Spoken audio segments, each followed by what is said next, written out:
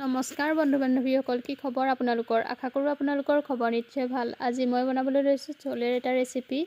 তাৰ কাৰণে মই কাবুলী বুটখিনি অলপ সময় তিয়াই ৰাখিলোঁ আৰু ভালদৰে ধুই লৈ এতিয়া কাবুলী বুটখিনি এটা কুকাৰত ভালদৰে কেইটামান চিটি মৰাই ল'ম। তাৰপিছত মই এতিয়া তাৰে কেইটামান বুট এক্সট্ৰাকৈ থ'লোঁ আৰু সেইকেইটা মই এতিয়া পিঁয়াজ আৰু আদা নহৰুৰ পেষ্ট বনাই ল'ম লগত। এয়া দেখিছেনে? এতিয়া মই কুকাৰটো গেছত পাতি লৈ এতিয়া পিঁয়াজ আৰু আদা নহৰুবিলাক ভালদৰে কাটি লৈছোঁ।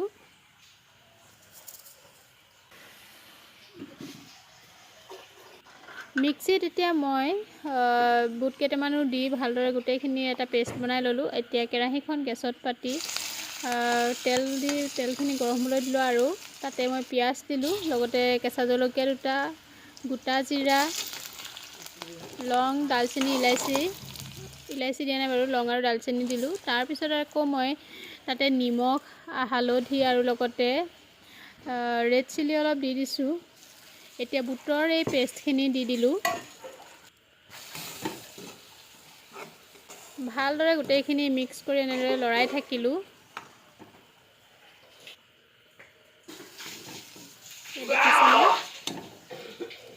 গ'ল।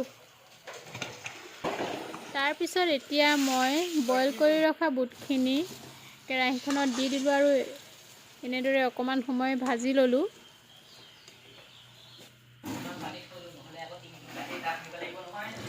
এতিয়া অলপ অলপকৈ পানী দি দিলোঁ।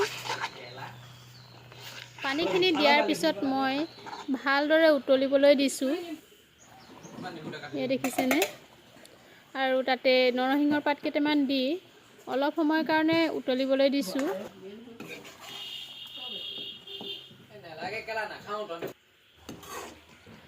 এতিয়া তাতে মই অকণমান জালুকৰ গুড়ি দি গোটেইখিনি ভালদৰে মিক্স কৰি দিছোঁ আৰু ভালদৰে সিজিবলৈ দিলোঁ।